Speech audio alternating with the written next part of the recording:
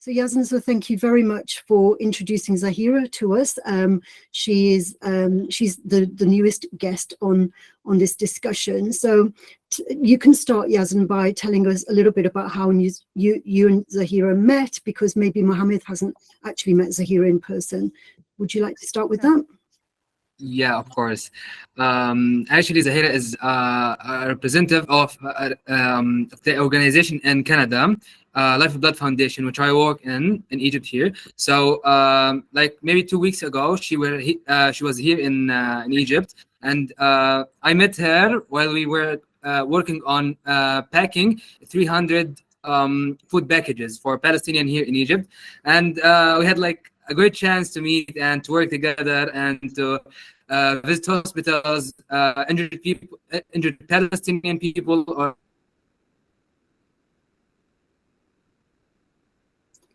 injured families also. So we had a lot of fun. We had a great time together, actually. Okay, good.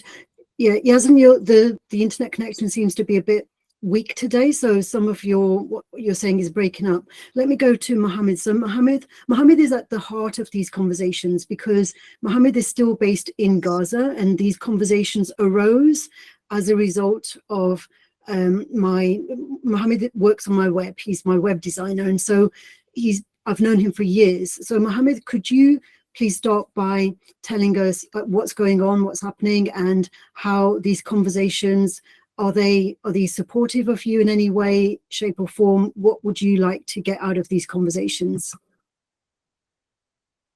Mohammed? Okay, first, in the beginning, I wanna welcome everyone here, especially Ms. Zahira, as she's new here. It's her first time with us. Now, what's going on here right now is we are in this war for almost 1 year, just like a few weeks, and we will be like a full year. More than 41,000 person was murdered here in Gaza, and there is another huge number. They are missing. The people who's missing, actually, there is very high. If I can say, like, mostly they are dead also. So the 41,000 is just a small number. If we compare it with the real number of who's murdered in this war, in this genocide, in this massacre. I hope this meeting will help us to spread our voice, to make our voice as a Palestinian louder, to make the world know the truth story about what's going on in Palestine, not this year or not last year, from 1917, from more than 100 years ago, when Arthur Balfour make his promise. We in Arabic say it, وعد من لا يملك لمن لا يستحق. The promise of who doesn't own to the doesn't deserve this land. I hope these meetings will help us, as I said, to make the world know the truth about what's going on, what's happened, and what they are planning to do. As by the way, they are trying to not just killing us in Gaza. No, they are planning to take parts in Gaza and build settlements on it. As after that they will simply own it, have it, and add it to they was called Israel. And this will be, of course, the beginning. After that, they will take parts from Egypt and parts from Jordan, and then the Saudi Arabia. And it's like a cancer trying to spread and be bigger and bigger with the time. Okay, Mohammed, so this is the context in which these conversations are occurring. So the context is, like, we use the Yazan's metaphor of the phoenix rising, you know, the phoenix rising from the ashes. We know there's devastation, there's destruction, but our focus is on what do we do with it? What can we do creatively? What can we do to make sure that, you know, for me, it's like about the spirit not being broken, the heart's not being broken, because yes, buildings can be recreated, but when hearts are broken, when communities are destroyed, that is much more difficult to recreate, to resurrect. So the focus here is on creativity. We understand the context. You know, the context is devastation and destruction and horror and massacres. That's the context. But out of that, how does the phoenix rise? And one of the things that we say very often in these conversations is that, well, communities are about, well, obviously they're about a collective rather than individuals, you know, and you've spoken, Mohammed, in the past about dehumanization, you know, like every person who dies is not just another number. They are a human being who had relationships, who was loved, and they loved, and they were loved. And so it's about that community being broken, and we talk about making connections and joining the dots. And when we are focusing on joining the dots for creativity to emerge, very often we can't connect the dots looking forward. We connect the dots looking backwards. Like today, you've talked about 1917. So when we think back about, well, what's been happening from 1917, we can connect the dots and we can kind of, you know, see the complexity of what's occurring in the present with what's been happening over the last 100 years. But even kind of on a more simpler level than that, last week when Orlando was telling his story about creating a vegetarian restaurant, I thought about that during the week, Orlando. That kind of example that you gave occurred to me, because that is an example of, like, we can only look at how that creativity about you setting up, establishing that vegetarian restaurant, that is like, when we look back, you started to work in an abattoir, you started to work in a slaughterhouse. You had no idea at that point that later on that experience would lead you to build a restaurant. But it did. We only know that was a consequence of, you know, some upsetting experiences. You didn't have a good time. You had a horrible time working in that slaughterhouse, but it led to something good emerging from it. It led to a whole transformation in your life, because you became a vegetarian as a result. But we can only connect those dots looking back, not looking forward. So Orlando, you know, so do you, let me just start with you, because I've used that example from last week. So in terms of other things that, because you are a creative, you're a musician, and you establish entrepreneurial businesses and whatever, can you sort of talk a little bit about how through your life you've been able to connect the dots and do something good from something bad, from a bad experience?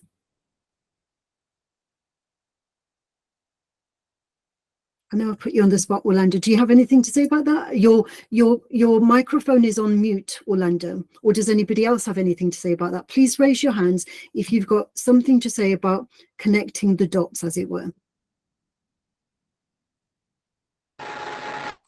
Yes.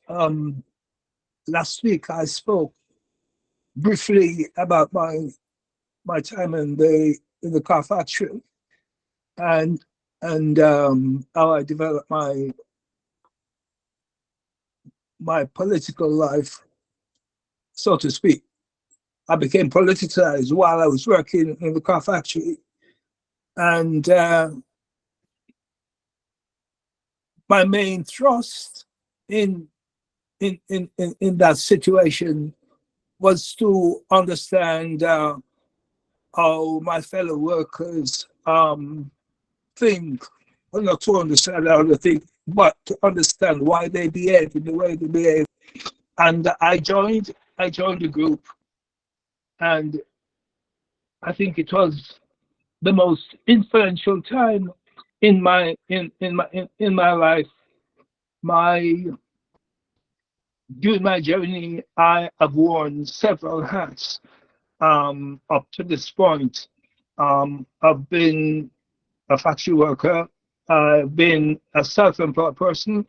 I have been a student, um, and, and so I want to give you I want to place some context into the way I perceive the world, or the way I started to perceive the world as I became politicized. I've got some things here. I'll just show you.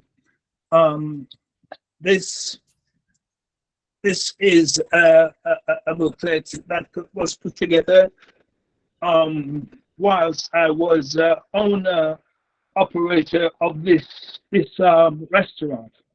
But that's out of the picture for now. Whilst I was in the Okay, and not to worry. this is a write up in the of me in the restaurant, and I was described as a union activist. And whilst I was in the factory and a member of my particular group, this is the reading that we undertook to understand things as part of being a worker in a factory. Those are some of the readings that I understood. If you're so you will understand where I'm coming from in terms of my interjection and the way I ask questions. I've always kept these learnings with me. This was from the 80s. It's from the 80s, because you can see that's me, Lani. And this one was from the 70s. And this one was also from the 70s, I think. Yes, that was also from the 70s. So, Right. so you can see where I'm coming from. Thank you. Yeah. Okay. Thank you, Orlando. And Zahira, let me go to you now, Zahira, because you are here as a guest today, and you have direct contact with what's happening in Gaza, and that's where your passion lies. So tell us about how your work stimulates creativity. How does it stimulate people to heal their hearts and their minds and their spirits? Well, well, look, I mean, sorry. Go ahead, Zahira. yeah, I mean, look, a bit about my background is that I work in the social impact and sustainable development space. So I've worked in like 15 plus countries around poverty, social ills of this world, and trying to improve things for the long term, right? So I've worked in a lot of countries in Asia, in Africa, Latin America, a lot of countries where colonialist activities have taken place. And the countries have been left in situations where, not the best of situations. It's caused divide, it's caused apartheid, it's caused raping of resources, stealing of resources, all of these types of things. And so it's left the countries in situations of either poverty, dilapidated health, education, not meeting Western standards, essentially. So I do a lot of work professionally in that space, and I've worked in many countries. I've always been an advocate for Palestine. I mean, I don't know if you know the history, but South Africa and Palestine are very intertwined in its history. I was born in apartheid. I went through apartheid. When we were fighting for our freedom, Palestine trained our freedom fighters to fight for our freedom. So we have a very strong allegiance with Palestine. Mandela and Yasser Arafat had a very strong allegiance and history together. And so, we as a country, I mean, you've seen what they've done now in terms of taking, Israel to court. But one of the things as a South African, but one of the things our country does, if you talk about doing things differently, is there's a short game to play and there's a long game to play. And when you're talking about things like alleviating food, health shortages, some of the things that the charities are doing, that's a very short game to play. It's talking about immediate gratification in Palestine and in Gaza, specifically around survival, right? Most of the Gazans right now think about what's happening today and eating and drinking water today. And so a lot of the charities kind of cater for that. And I'm not saying that that's not good work. That has to be done. We're talking about life and death here. But South Africa has taken the stance of the long game. We know what it's like to be in apartheid. We know that for as long as the situation continues around colonialism and apartheid, this is always going to be a problem, right? Palestine goes through these ups and downs of like 2019, there was a war, 2022, there was a war, 2023, now there was a war in 2024. So, it might calm down today, but if we don't get rid of the root problem, 2026, 2027, we're going to have another war. It's just going to keep coming back and more people will get killed. So you kind of have to address the root problem. And as a country, that's what South Africa is trying to do. And so it's trying to fight the long game here, which is the justice system and changing the justice system, etc. And having Palestine recognized as a state, having their own human rights, their own freedom, their own justice, the same way that we as South Africans.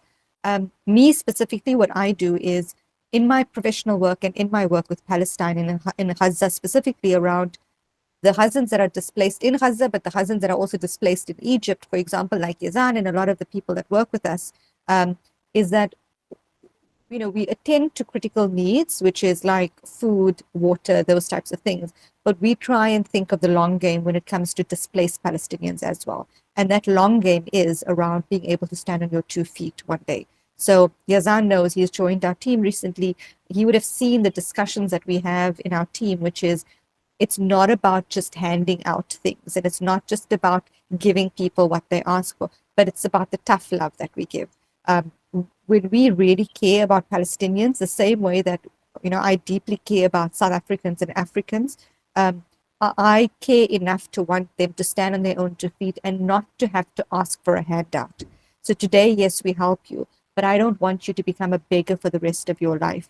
I want you to stand on your own 2 feet. So the approach that we take as an organization is very much around, we will attend to your immediate needs, but we are going to teach you to stand on your own 2 feet, and we are going to teach you to pull yourself back up, give yourself a life, fight this fight, do what you need to do, go back into Gaza when it reopens, rebuild, etc. That's the stance that we take in our organization.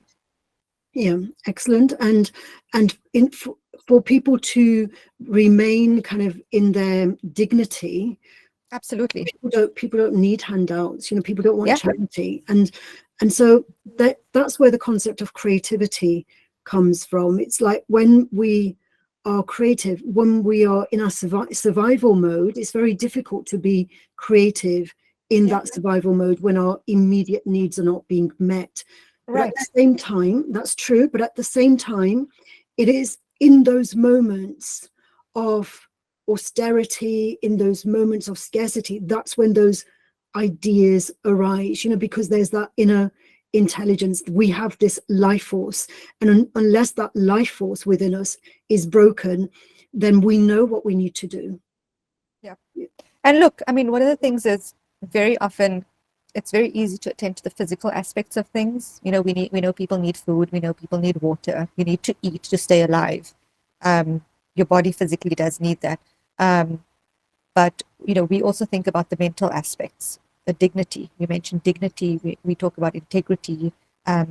That's a very big part of it as well. So no matter how much food and water you're getting, but if you're being treated without dignity, you kind of lost all sense of self.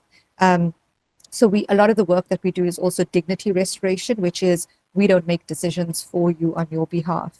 One of the things Yazan and I did last week in Egypt is we took, I think it was 87 families to a mall. And we, each family got a set amount of money, and they were allowed to buy whatever it is that they deemed necessity and needed at that point in time. We don't make decisions as to what your critical need is right now. The state of your children, the state of their mindsets.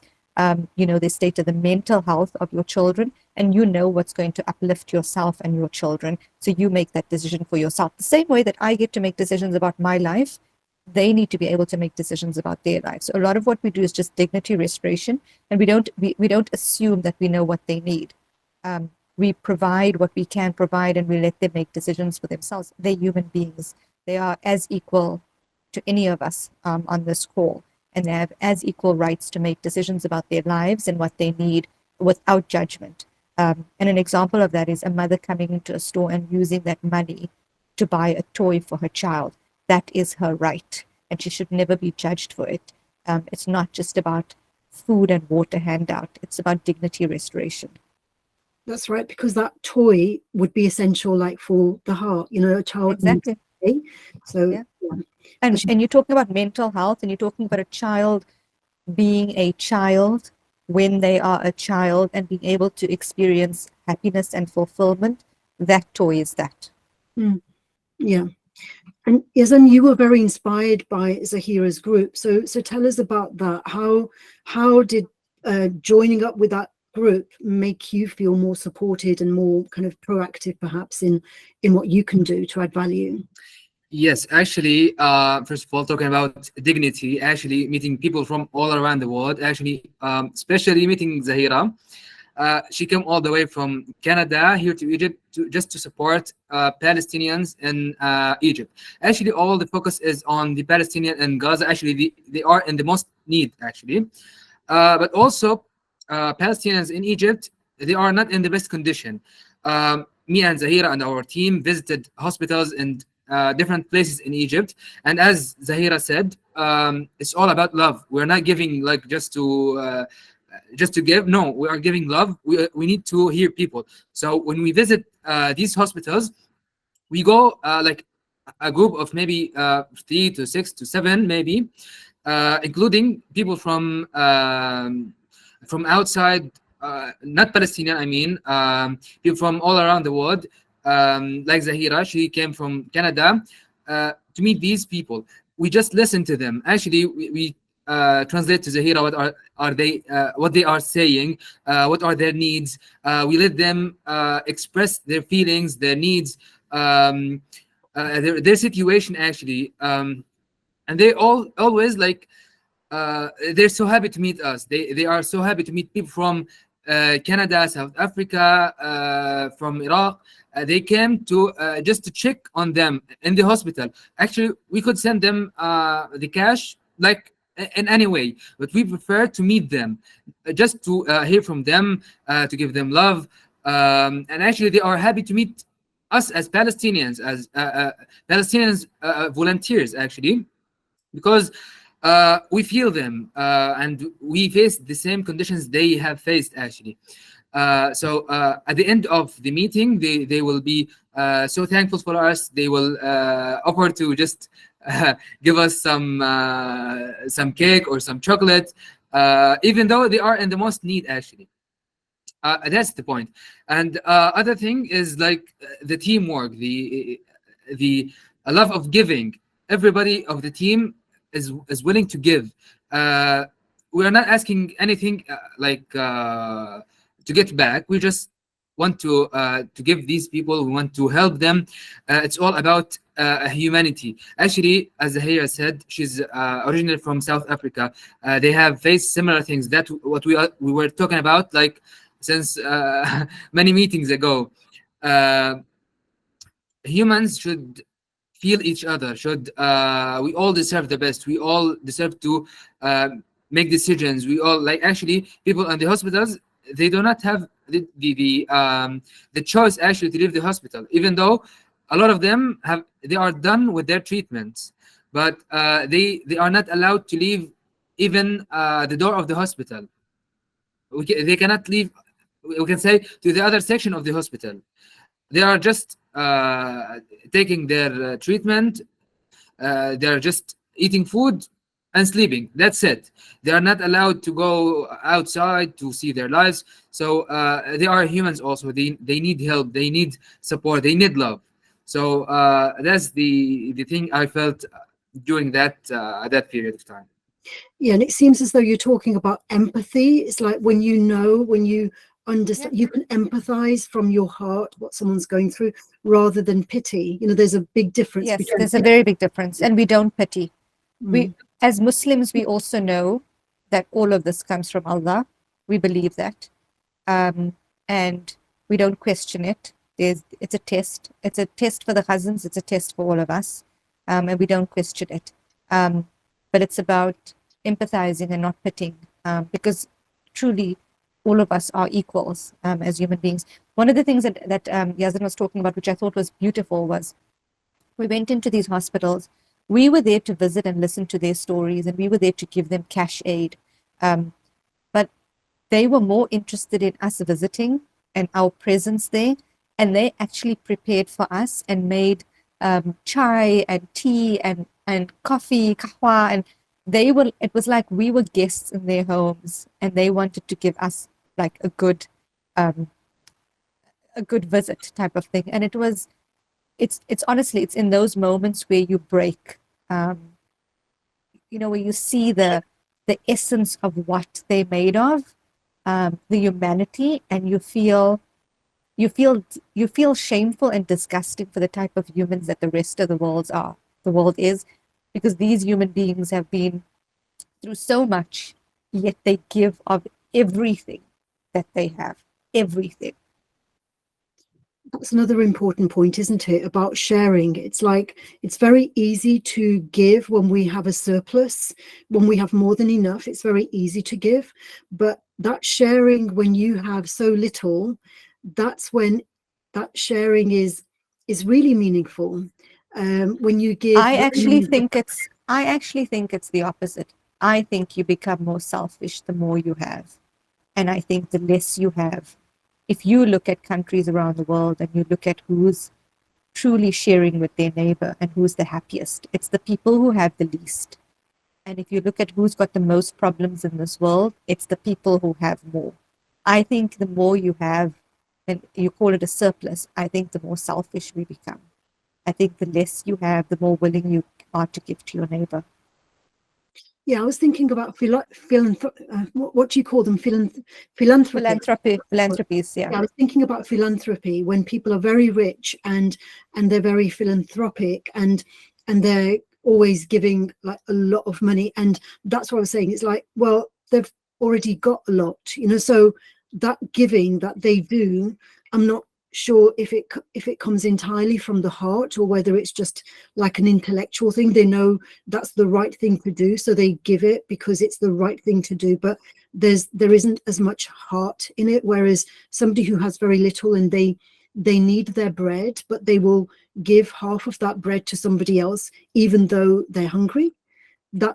So that there's meaning in that, that there's meaning when you need something for yourself but you're willing to share it with someone else. I've experienced that in train journeys, like when you're traveling on a train and you're sitting next to someone and they, that you can see that they don't have very much, but they still offer it to you. They still offer it to you, even though, you can see that they haven't got very much, but they still offer it. Whereas, another person may have like, they go to the bar in the train and they come back with a lot, but they don't look at anybody else. So yeah, that's the contrast that I was thinking about, like when we experience these different types of travelers that we journey with. So Nikita, I know like you work with children, and the importance for children of playing, because so many children, they've got no idea what's going on around them, and in terms of being creative and nurturing their hearts and their souls with play and whatever, how important do you think that is? Sure. Yeah, thank you for bringing me in at this point in the conversation. Just very quickly wanted to touch on what Zahira had said, which I thought was really beautiful, about sort of the concept in Islam where, you sort of look at life where everything is a gift from Allah, and that's like good or bad. And I was thinking about a similar concept in Sikhi and how there is this one line within Jamchi Sahib would says, "Ketiya dukh bhuk satmar, e bhi dat teri data," which means, I'm reading out the translation now, so it's easier to understand, but it means so many endure distress, deprivation, and constant abuse. Even these are your gifts, O great giver. So I think there's that similar concept of everything is a gift, whether that's good or bad. And in terms of the first thing, when you all were talking about that sense of like a mother buying toys for her kids and whether that is considered as a need or a want, I think that was really interesting because it reminded me of the concept of home that you were talking about at the very start of these conversations, Jasveer, and how home is not just about the physical, but about the emotional and the spiritual and the psychological. And I think a lot of the work that I'm doing with children is about how do you create that sense of safety for kids, and that's where that sense of play and creativity comes in. And how do you nurture that sense of creative confidence, because that isn't possible without that sense of safety. And in this sense, safety isn't just the physical, about them having a roof over their heads. Obviously that's a prerequisite, but about how it's so much more than just the physical, and how it's about creating that environment and space where they feel safe to explore themselves and flourish in a more holistic sense. Mm-hmm. Yes, and I'm glad that you brought up those principles from Sikhi, because Banshako is essential for us as well, isn't it? Banshako means to share. It's really, gift kamal is like do ethical work and share what we have. And so this principle of sharing, when in the Western world, when we're talking about sharing, people get the image of collectivism, socialism, because socialism is about sharing, whereas a liberal, I think this is one of the ways that it depends on how we perceive the world. When we perceive the world, do we look at the world through the lens of collective lens? Because if we look at it from the collective lens, then people will say, oh, you're a socialist, because socialism is about looking at the collective. And if we look at the lens of an individual, this is an individual, this is what an individual wants, an individual has the right to make their own decisions, then it's like liberal, that's through a liberal lens, that the individual needs to have liberty. But it's very individualistic, and that's the Western lens, that you live for yourself.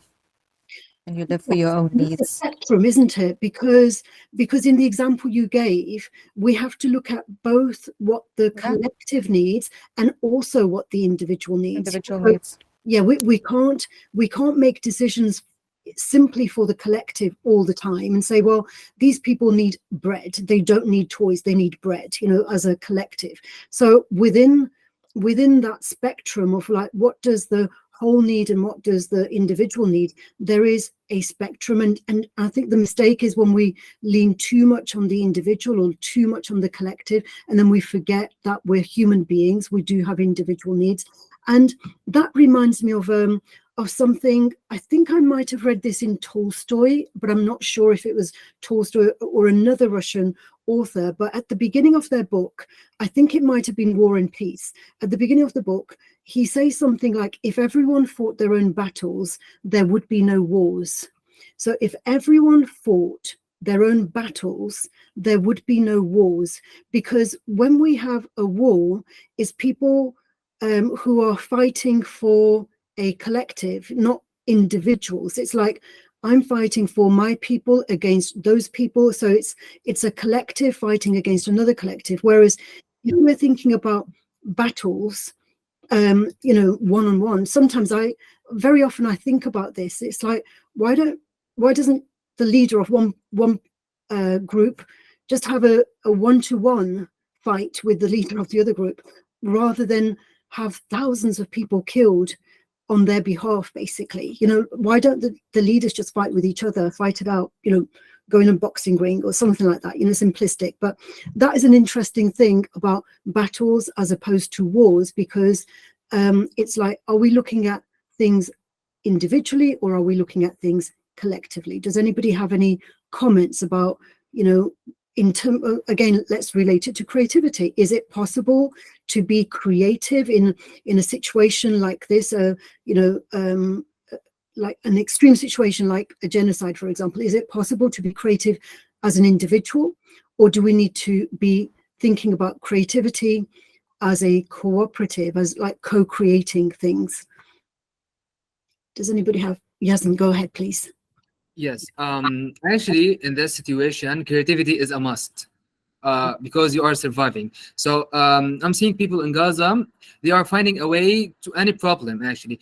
Like at the beginning of the war, when I was in Gaza, like we run out of gas, so we cannot cook, we cannot find a way to make food. So people in Gaza started to invent new things to just replace the gas or gas. So we saw a lot of inventions like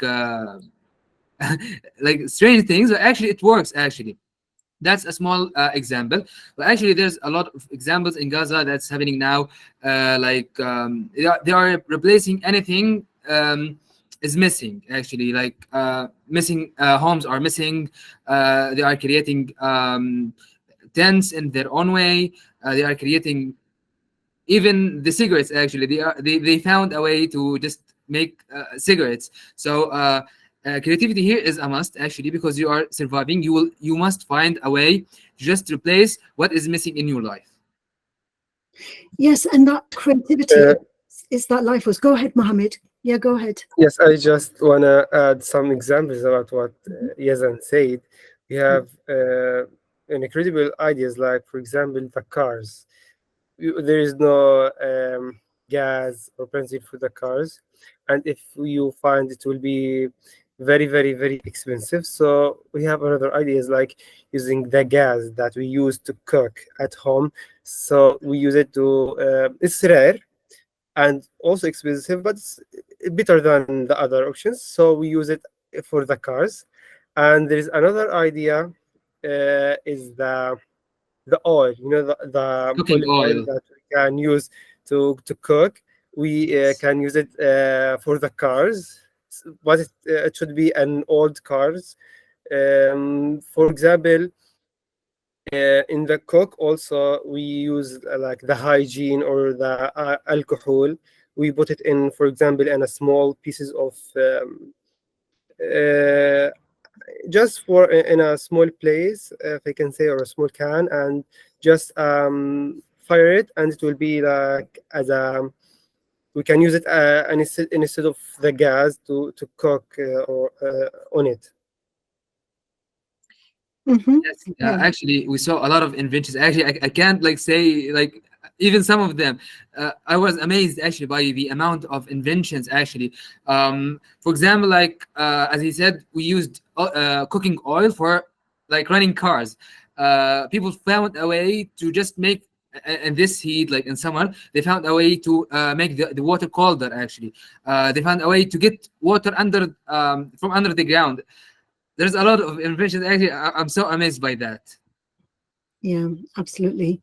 Wonderful. So, Emma, I'm going to bring you into the conversation if you can. Let's see who, I'm not sure who raised their hand just now, but I'm conscious that Emma hasn't spoken for a bit.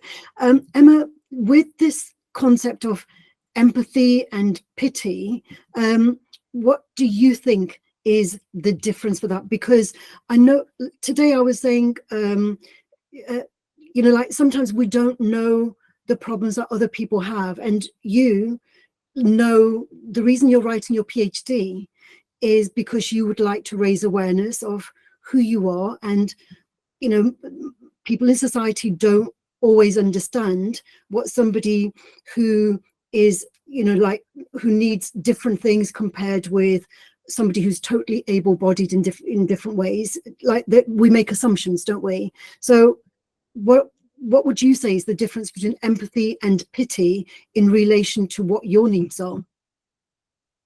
I guess this like it does feed into some like questions I've been thinking about since last week's meeting, or some, I don't know if the questions or observations or points, I'm not exactly sure, or if I'm going off on a tangent here, I don't know, but there was a lot talked about, like obviously creativity, but I'm thinking, well, what is the purpose then of the creativity for the group? Is it for the survivors of Gaza, for people, people from Gaza to be creative, or is the purpose to shift the empathy for an outsider of that experience, and creativity? What is the purpose of the creativity? Because there was a lot talked about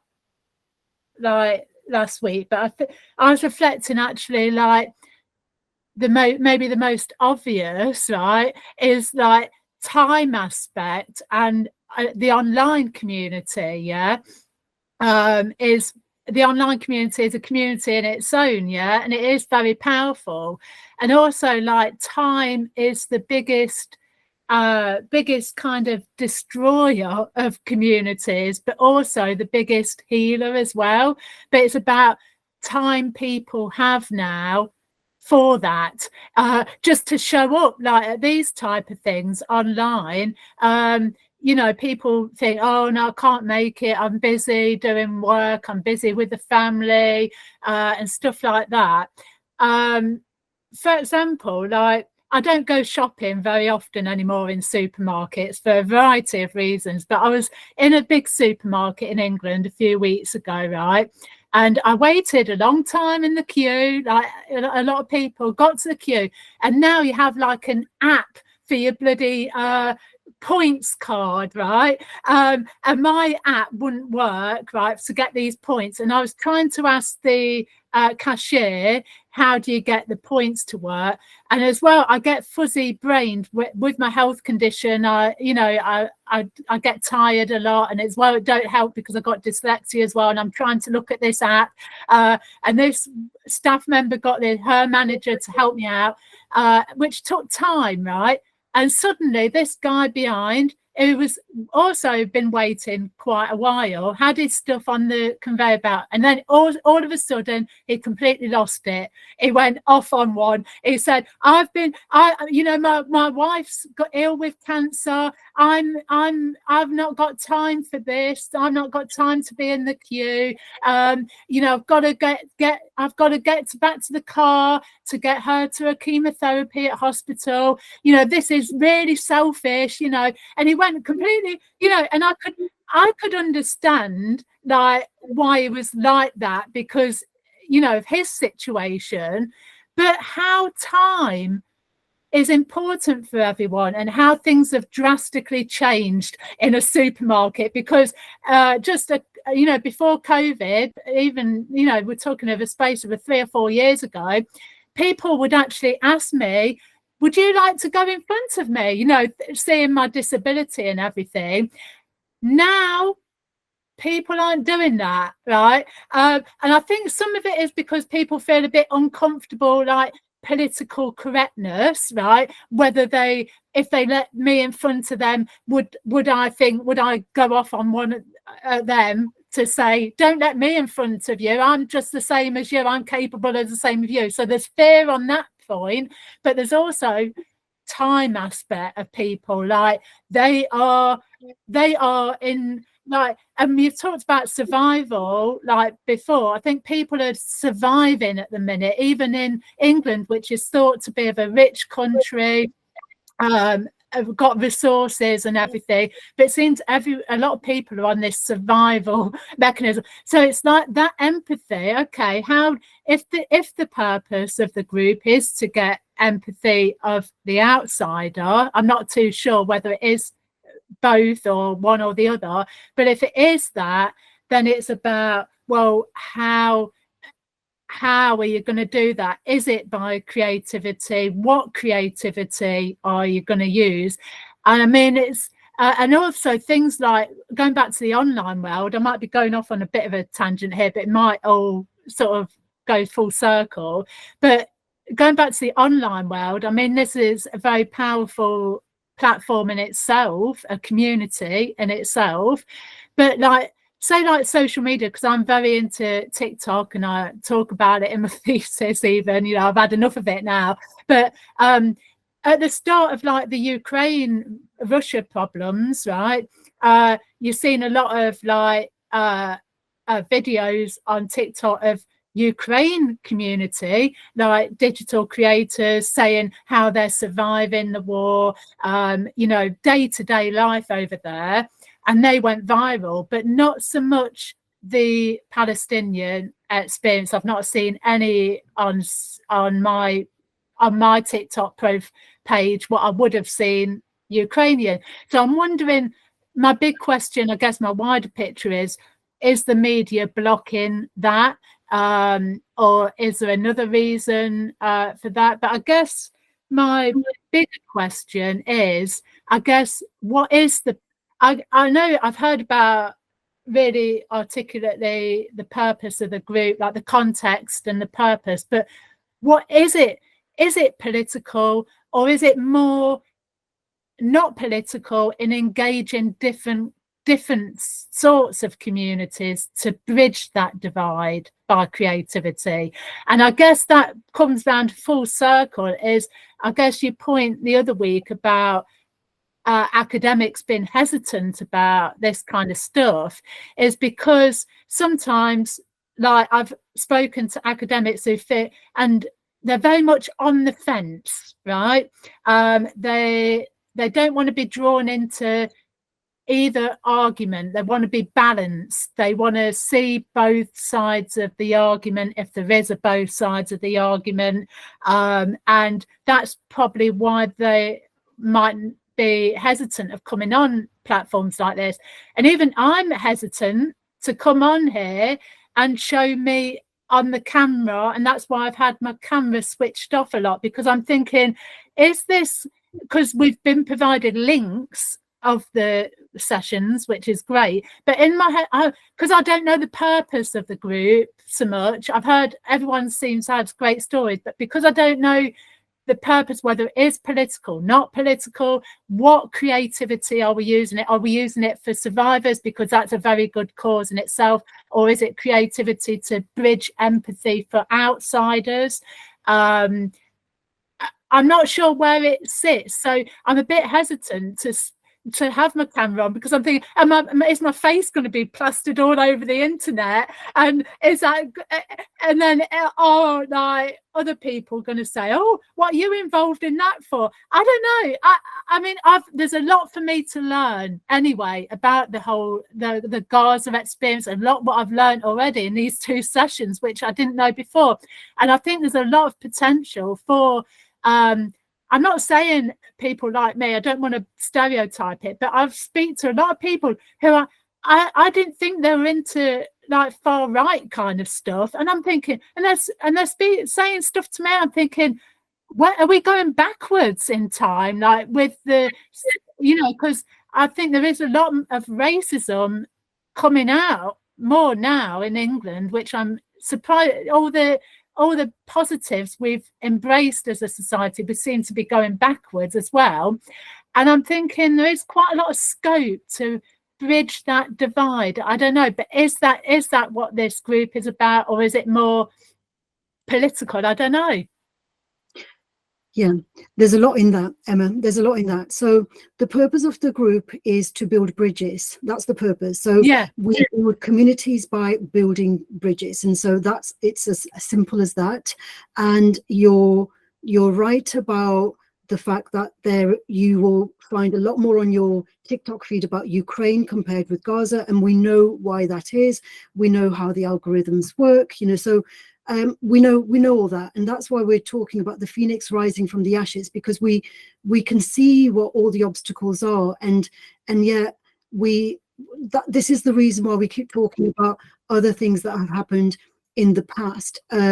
This is not new. Like what's happening, it's not, it's happening in different places in the world, and it's happening in different time periods and whatever. It has happened in different time periods, so it's not new. And Yazan, do you have something to say about it? Yes, actually, if we look like widely, we can find the double standards in this word. How the Western one dealt with the conflict between Russia and Ukraine. Actually, it's a conflict, but in Gaza, the situation is different. It's a war in Gaza.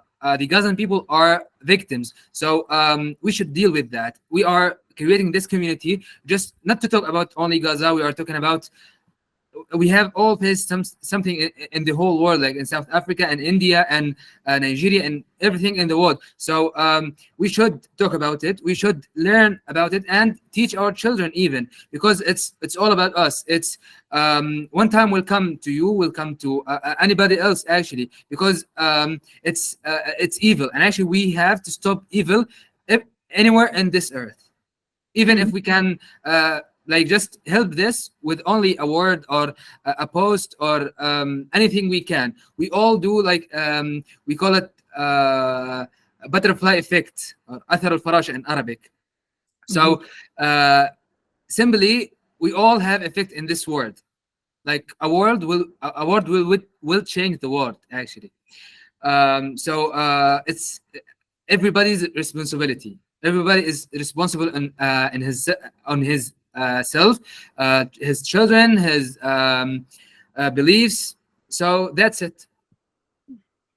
Yes, and I suppose this conversation started between myself and Mohammed because, as I say, I've known Mohammed for many years because he is he worked on my web design, so there was already a friendship there. And then Yazan is Mohammed's cousin, so there's a friendship and a relationship there. And then everyone else, apart from yourself, Emma, because you joined the call, I didn't know you apart from the autoethnography. They're all here through invitation, and that invitation comes through trust. Like, do I trust that this person would empathize? So mainly it's about the empathy. And I don't think the others on the call know what your disability is, Emma. Because you've talked about it through your PhD, but they don't know what that is. And when you have a disability or any other kind of disadvantage, like myself, I have a disadvantage in being far away from where I was born. That's a disadvantage. In a way, it's kind of like a disability when we're living in a place where not everyone recognizes our needs. But I don't think the others know what your disability is because we only see your face, so and it's through having that disability and through your the fact that you're trying to overcome your own disability, there's common ground there. There's like a platform for empathy because you know what it's like when you are not part of the norm, Yeah, and I guess I've got a big interest in how to bridge communities, which I talk a lot about in my PhD as well, and communities, funny enough.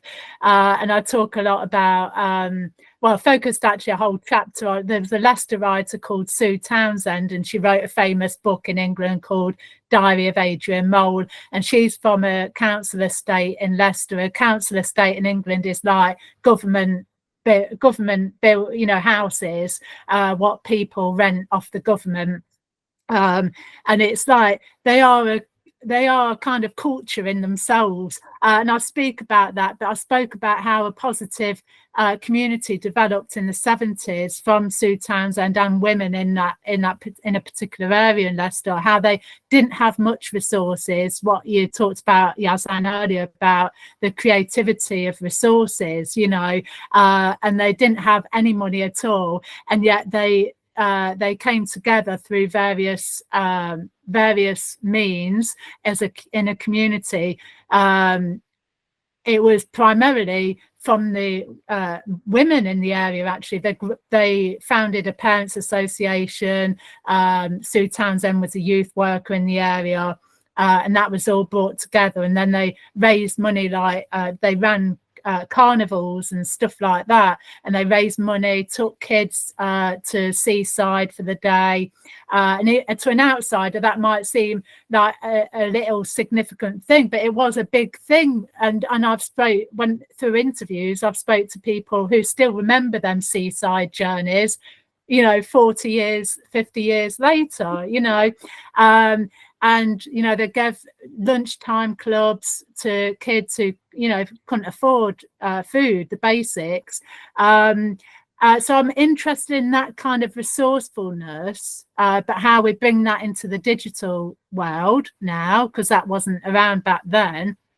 But also like how to bridge that outsider and insider thing. so to bridge people who don't understand it.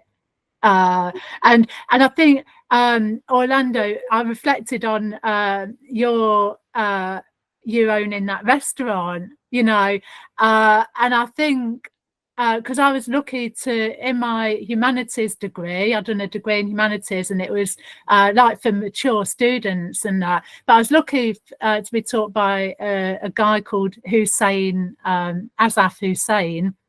And he wrote a book about intercultural relations, and he was very much trying to bridge different cultures together, what wouldn't necessarily seem they would get on, but he brought them together, and the common denominator was food. Like he organized these events, and it mainly centered around food to bring different cultures together. Which I find interesting in the power of food in doing that.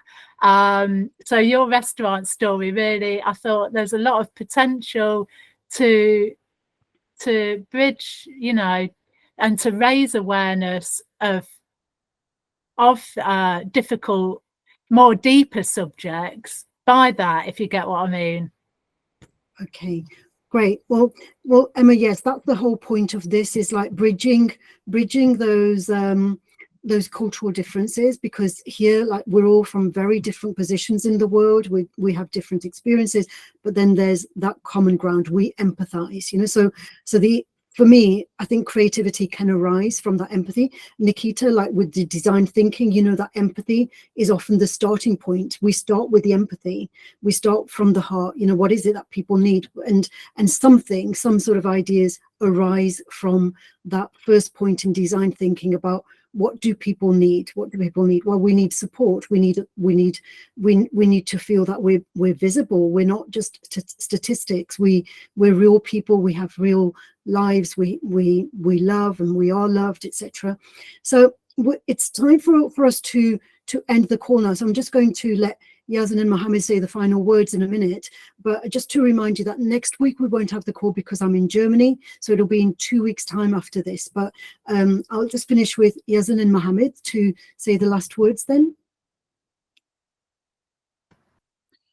Yes, actually, I want to thank all of you for participating in this court. So I just want you to just keep eyes on Gaza, on any place in the world that needs help.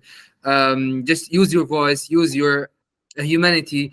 Inshallah, the evil forces in the whole world will end someday. And yeah, that's it. Thank you, Yazan. Mohammed? Yes, I also want to thank everyone here in this session. This session started first with me and Miss Jispir, and then Yazan then Yazan come to this meeting, and then this session or this meeting was every time has a new members from different places, from different backgrounds and different stories. So I really hope this someday will help us, as I said in the beginning, to deliver our voices as a Palestinian living, especially in Gaza, suffering to the world. So, يعني inshallah, I hope someday we can remember this meeting as if I can say, like, as a key of making the world know about what's happening right now. Mm-hmm. Okay, wonderful. Well, inshallah, we will see each other again in 2 weeks' time. Inshallah. Thank See you. you. Thank See you you. soon. Bye, everyone. Bye-bye. Thank you, everyone. Goodbye. Bye-bye.